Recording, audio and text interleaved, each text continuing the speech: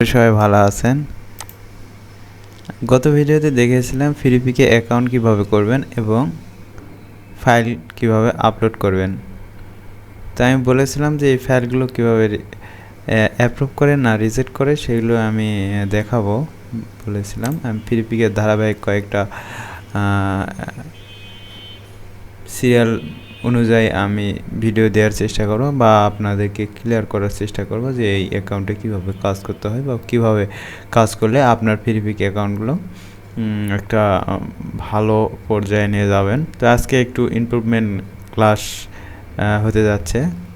তো আমি বলেছিলাম যে রাস্টার ইমেজ দিয়ে দেখিয়েছিলাম যে কিভাবে ইমেজ দিবেন বা বলেছিলাম যে হচ্ছে এগুলো অ্যাপ্রুভ করে না রিজেক্ট করে সেগুলো দেখাবো। তো সেটাই আজকে দেখাবো আর একটু টেকনিক দেখাবো যে কোন বিষয়গুলো নিয়ে কাজ করবেন। তো চলুন আমি আপনাদেরকে নিয়ে যাই ফাইলে। তো এই ফাইলগুলো দেখেন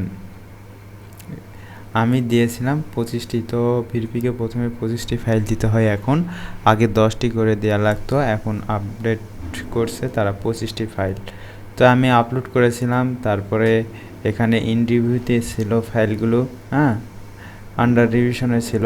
আন্ডার রিভিশনের পর এখন এই দেখেন রিজেকশন ফাইলে চলে গেছে। তো রিজেকশন ফাইলে চলে গেছে, এখানে লেখা আছে কোয়ালিটির সমস্যা, স্ট্যান্ডার্ড কোয়ালিটি না, সেই কারণে তারা রিজেক্ট করছে। এরকম তারা বলে দিবে যে আপনার ফাইল কী কারণে রিজেক্ট করা হয়েছে। তো এগুলো ছিল সবগুলো রাস্টার ফাইল। তো 25টাই রাস্টার ফাইল। তো কোয়ালিটির সমস্যার কারণে তারা রিজেক্ট করছে। তো রিজেক্ট তারা করতেই পারে, সমস্যা নাই। অনেকেই ভাবেন যে একবার রিজেক্ট করছে তো এই অ্যাকাউন্ট আর চলবে না বা এই অ্যাকাউন্টে আর হচ্ছে অ্যাপ্রুভ করবে না। তো রাস্টার রিজেক্ট করছে, তো কী হয়েছে আমি আপনাদেরকে ভেক্টর দিয়ে দেখাবো যে ভেক্টর দিয়ে কিভাবে আপনারা রাস্টার দিয়েও করা যায়, আরও ভালো করে কোয়ালিটি নিয়ে আপ স্কেল করে এবং ভালো করে দিলে আপনারা এখানে অ্যাপ্রুভাল পাবেন রাস্টার দিয়েও। তো ইদানিং রাস্টার ইমেজের সমস্যা করতেছে। অনেক ফ্রিপিকে যারা কাজ করেন তারা জানেন যে হচ্ছে ইমেজ অনেক ইমেজ তারা কেটে নিচ্ছে বা অ্যাকাউন্টে রাখতেছে না। তো আমি আপনাদেরকে দেখাবো যে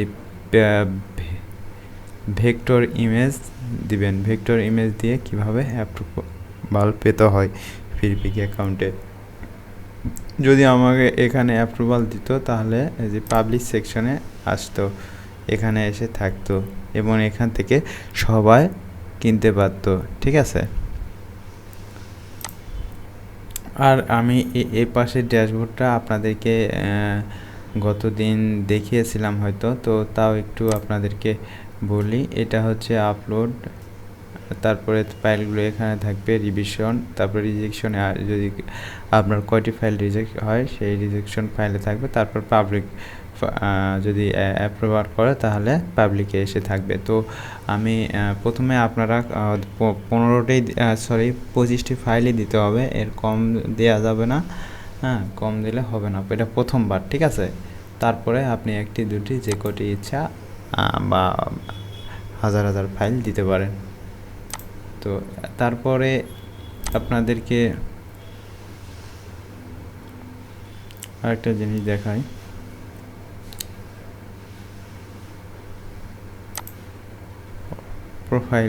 প্রোফাইলে এগুলা তো দেখিয়েছিলাম। তো এখন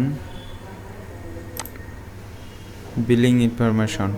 তো বিলিং ইনফরমেশনে আপনাদেরকে এখন কিছু করতে হবে না, আইডি তারপরে দিতে হবে, এগুলো এখন দেওয়া লাগবে না কিছুই। আগে আমাদের ফাইলটা ফ্রিপিক অ্যাকাউন্টটাকে আগে অ্যাপ্রুভাল করে নেই, ঠিক আছে। তো আমি আজকে আপনাদেরকে অ্যাপ্রুভাল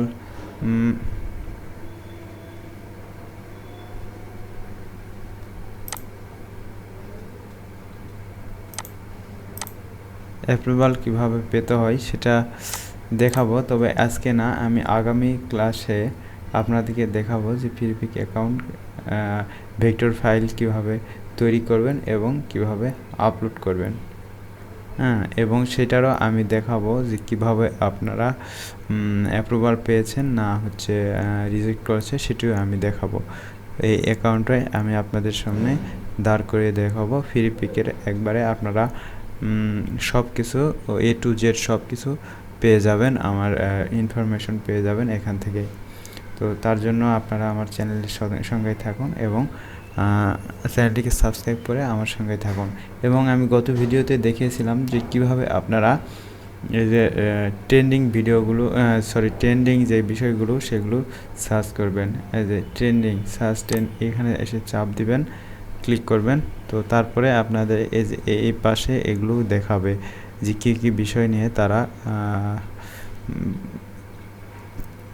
ডিজাইন করতে বলতেছে। এখানে তারা সব কিছু এক একটা করে দিয়েছে যে এগুলো এখন ডিজাইন করুন বা এগুলো নিয়ে কাজ করুন, তাহলে আপনার সেল হওয়ার বেড়ে যাবে। তো এখানে সব কিছু ইমেজে আছে, ভেক্টর, মকআপ, ইলাস্ট্রেশন। হ্যাঁ, তো এখানে আপনারা সব কিছু পেয়ে যাবেন।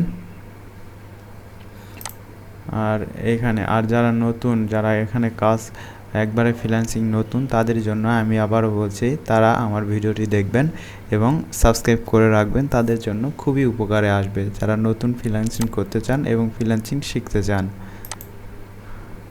তারা এই বিষয়গুলো নিয়ে শুরুতেই কাজ করতে থাকুন এবং পরবর্তীতে মার্কেট প্লেসেও কাজ করতে পারবেন এবং সেগুলো আমি দেখাবো আস্তে আস্তে।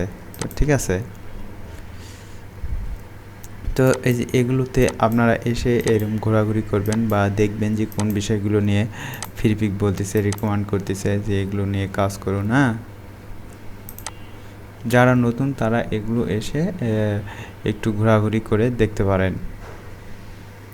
আর এগুলো কিভাবে বের করবেন, তো আমি গত ভিডিওতে দেখিয়েছিলাম যে এগুলো যদি আপনি বুঝতে না পারেন, তো বুঝতে যদি না পারেন যে এটা কি বা এটা কী রকম ফটো বা কীরকম ডিজাইন তারা চাচ্ছে, সেক্ষেত্রে আপনারা কি করবেন।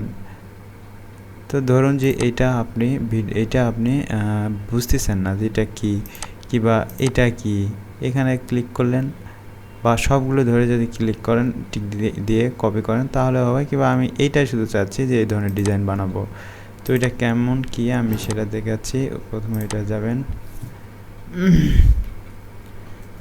freepik.com, এখানে গেলে হবে আপনারা কন্ট্রিবিউটর না, ফ্রিপিকে যে হোম পেজ আছে সেখানে দিয়ে এখানে সার্চ দিবেন। হ্যাঁ, সার্চ দেওয়ার পর দেখবেন কী ধরনের লোগো তারা এই ধরনের লোগো ডিজাইন করতে বলতেছে। ঠিক আছে, এই ধরনের লোগো ডিজাইন করে সেখানে আপলোড করবেন, অটোমেটিক সেল হবে।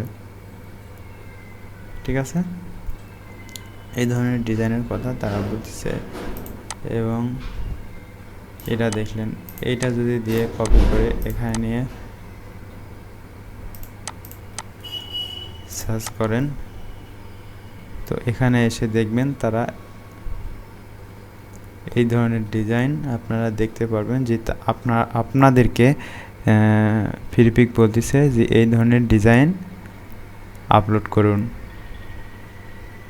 এভাবে প্রত্যেকটি বিষয়ে আপনারা ধরে ধরে দেখবেন। এটা তো গেল ভেক্টর। আপনারা যদি ফটোতে আসি, তো মনে করেন এইটা আপনি দেখবেন, কপি করে এখানে নিয়ে যান, নিয়ে গিয়ে এখানে সার্চ করে দেখবেন এই যে। ঠিক আছে, তারা এই ধরনের ইমেজ তারা চাচ্ছে এখন মার্কেট প্লেস। ঠিক আছে, তো এরকম ধরে ধরে আপনারা যারা নতুন আছেন, একবারে বিগিনার, তারা এরকম খুঁজে বের করতে পারেন।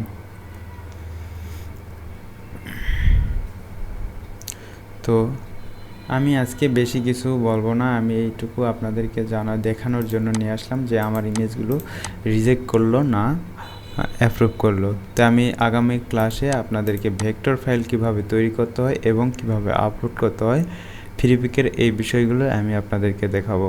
তাই আপনারা আমার চ্যানেলটিকে সাবস্ক্রাইব করুন এবং আমার সঙ্গেই থাকুন। আর একটা জিনিস আপনারা আমার চ্যানেলে আপনার বন্ধুবান্ধব আত্মীয় স্বজনের মাঝে ছড়িয়ে দিতে পারেন, যাতে তারাও দেখে কিছু উপকৃত হয় বা কিছু শিখতে পারে। তো সবাইকে ধন্যবাদ জানিয়ে আজকে এই পর্যন্তই।